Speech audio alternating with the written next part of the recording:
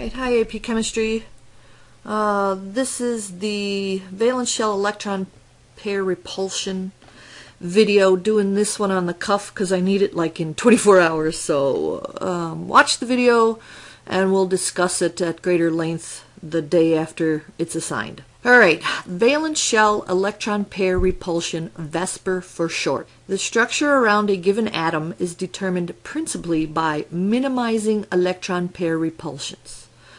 The structure around a given atom means, in a Lewis structure, the central atom, the electron pairs are trying to minimize repulsion. So they're forming structures based on this VSEPR model. Note the words, note the title. Valence shell, electron pair, repulsions. What you're going to be able to do after this chapter is over, you are going to draw the correct Lewis structure, which you have done first year chemistry. You are going to determine orientation and geometric shape of the structure, also first year chemistry. You're going to determine the bond angle of the structure based on bonded and non-bonded electrons, polar molecule or not. Again, all of this still from first year chemistry. Hybridization is chapter 9, section 1. I'm not going to do a video on hybridization. There'll be a little blurb in this video. Hybridization is really easy for us. We don't get real deep into it. If you can count, you can do hybridization. So that's going to be real simple. Number of sigma and pi bonds, which is a definition. So, alright, orientation around the central atom is the total number of pairs of electrons around the central atom. And the orientation can be different from the geometric shape. Please remember, orientation is the total number. It's the bonded pairs and the non-bonded pairs added up. So count the pairs of electrons. Double or triple bonds are counted as one orientation. Steric number, orientation, arrangement, domain, same thing.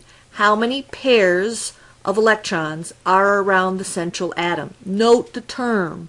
It's not asking you how many electrons are around the central atom. It's asking you about the number of pairs of electrons around the central atom. Geometric shape might be different than orientation.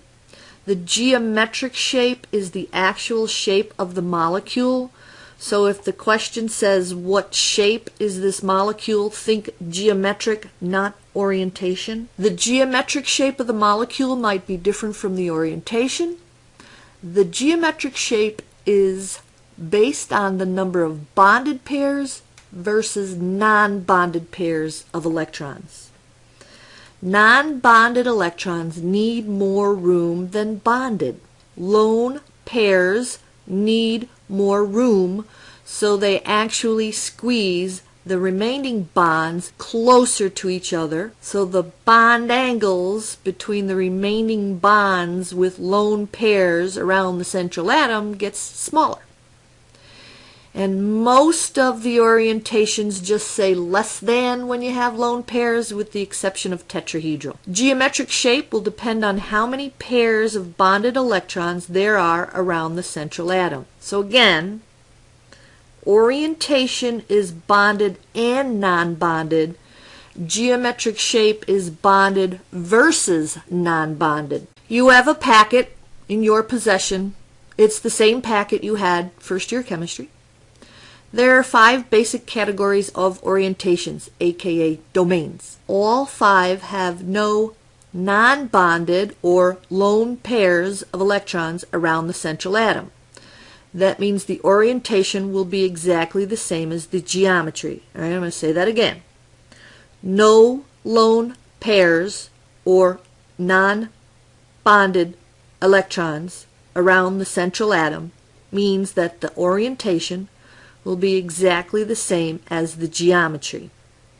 There are 5 basic categories: linear, trigonal planar, tetrahedral, trigonal bipyramidal, which I call trig-bippy, and octahedral. For orientation number 2 through 5, which is trig-planar, tetrahedral, trig-bippy, and octahedral, There are different geometric shapes based on the number of bonded pair of electrons versus non-bonded pairs of electrons.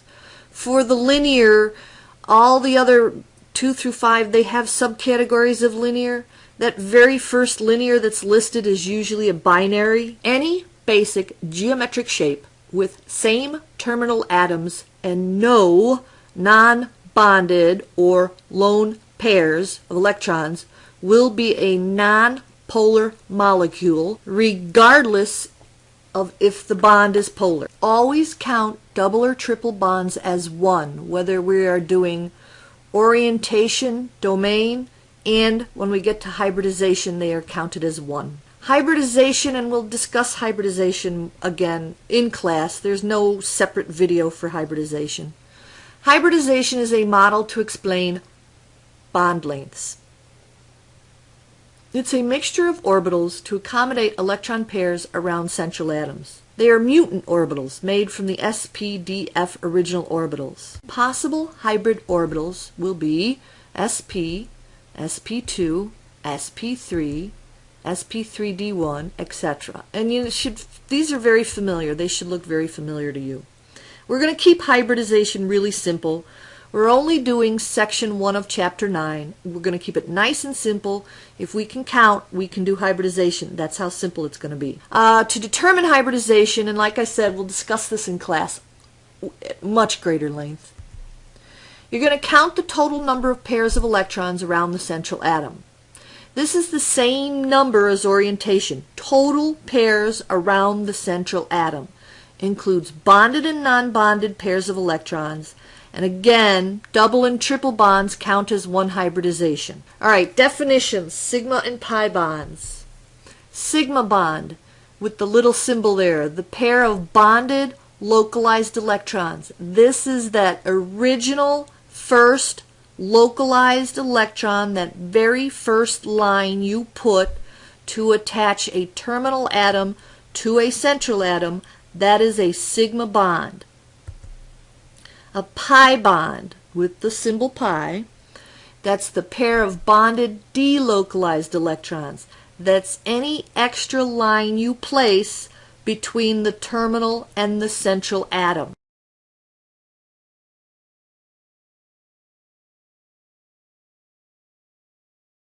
If it's a triple bond, the triple bond will consist of a single sigma, one sigma bond, and 2 pi. The sigma bond is the localized pair of electrons between the terminal and central atom. This is the original first line you draw. The other 2 lines were drawn because you came up short on the central atom, and you had to accommodate that shortness or that lack of electrons around the central atom with a triple bond.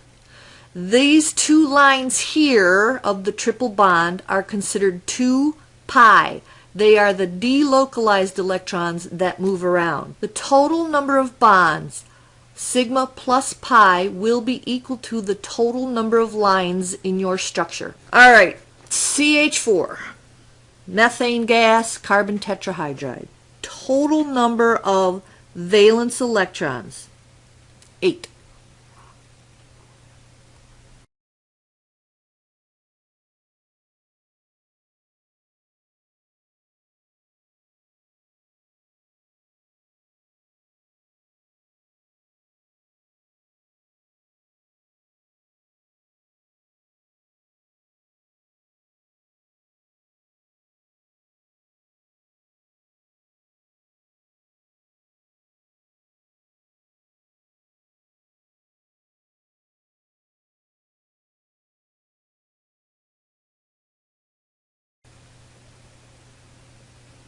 All right, so here is the methane molecule. 8 electrons, 8 valence electrons. Carbon is the central atom. I've depicted it slightly different than normal. The wedge indicates coming out of the plane of the paper, and the dashed line indicates going back from the plane of the paper. So I kind of drew it 3D. There are 4 domains / orientations around the central carbon atom, which indicates a tetrahedral molecule. There are absolutely no lone pairs or unbonded pairs on the central atom, therefore the geometry is also tetrahedral. Bond angle 109 degrees.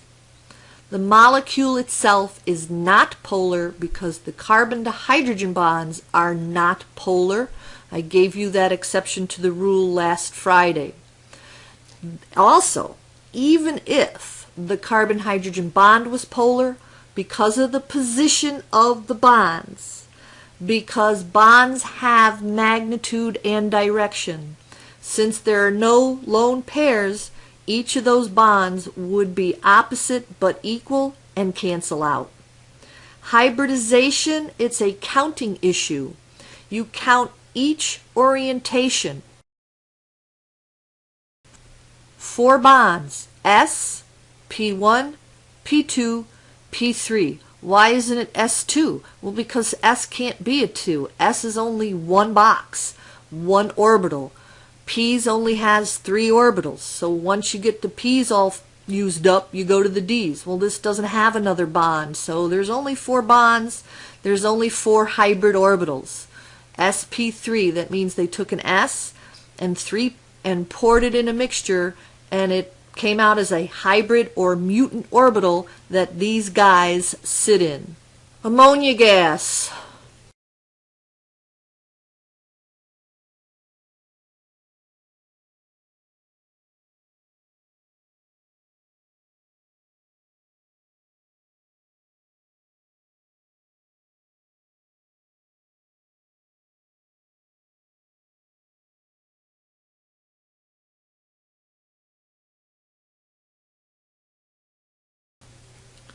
Alright, ammonia, NH3, also known as nitrogen trihydride. 8 valence electrons in the structure. Nitrogen is the central atom. There are 3 hydrogens branching off the nitrogen, and again I kind of tried to draw it in 3D. The wedge is coming out at me. The dashed line is going behind the plane. It used to be the plane of the paper, now it's the plane of the computer. And the solid line is in the plane of the paper with a lone pair on nitrogen, which is very typical for nitrogen. The orientation is 4, tetrahedral. There are 4 domains or orientations. There are 4 pairs of electrons around the central nitrogen atom. That is tetrahedral orientation. The geometry is different because of the 4 pairs, 3 of them are bonded, 1 of them is not. That means it's a trigonal pyramidal geometric shape. Bond angles, because the lone pair requires much more room than the bonded, and I'm going to draw it. What happens is that electron cloud of the lone pair squeezes these guys down closer to each other at 107 degrees. The original was 109, but the lone pair squeezes them down to 107. Lone pairs need more room than bonded pairs. Polar molecule, absolutely. Polar molecule, absolutely. The nitrogen is more electronegative than the hydrogen. So the shared pair of electrons is closer to the nitrogen than the hydrogen. The nitrogen is becoming slightly more negative, and all the hydrogens are becoming slightly more positive. Because there's no bond up here to cancel anything out from down here, it will be a polar molecule because of that lone pair. Hybridization, again a counting issue. You count the domains, the pairs of. There are 4 domains, S, P1, P2, P3, even a lone pair. Also a definition. This lone pair right here on nitrogen can form a coordinate covalent bond. Something like boron trifluoride could come along and latch onto it and form a coordinate covalent bond. A coordinate covalent bond is when that bonded pair of electrons is supplied by the one atom. And in this kind of example, it would be supplied by just the nitrogen. The boron has no claim to either one of these electrons. They are strictly from the nitrogen. So that's a definition, coordinate covalent bond. And last example, and we'll do plenty in class.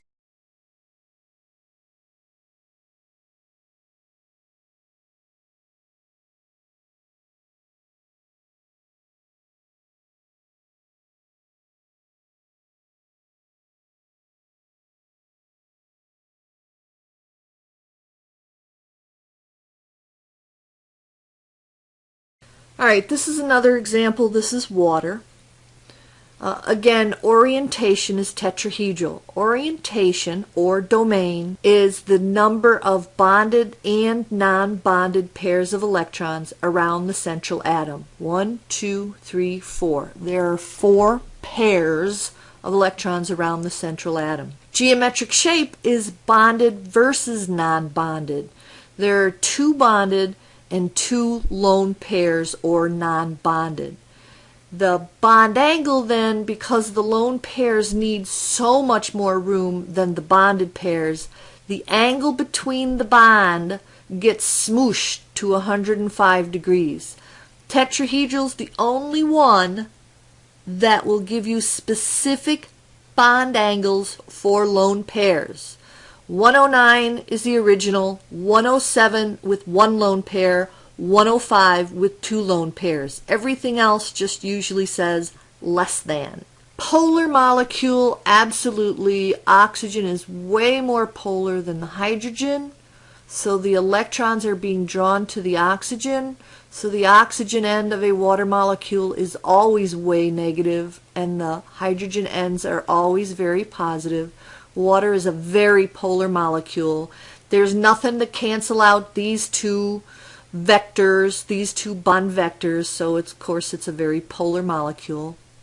Hybridization, again, is a counting issue. Hybridization gets a lot more involved than just counting, but we're just going to count. S, P1, P2, P3, so it's an sp3 hybridization, and again, even lone pairs require a hybrid or mutant orbital, and there are 2 sigma bonds. Any other examples we are going to cover in class?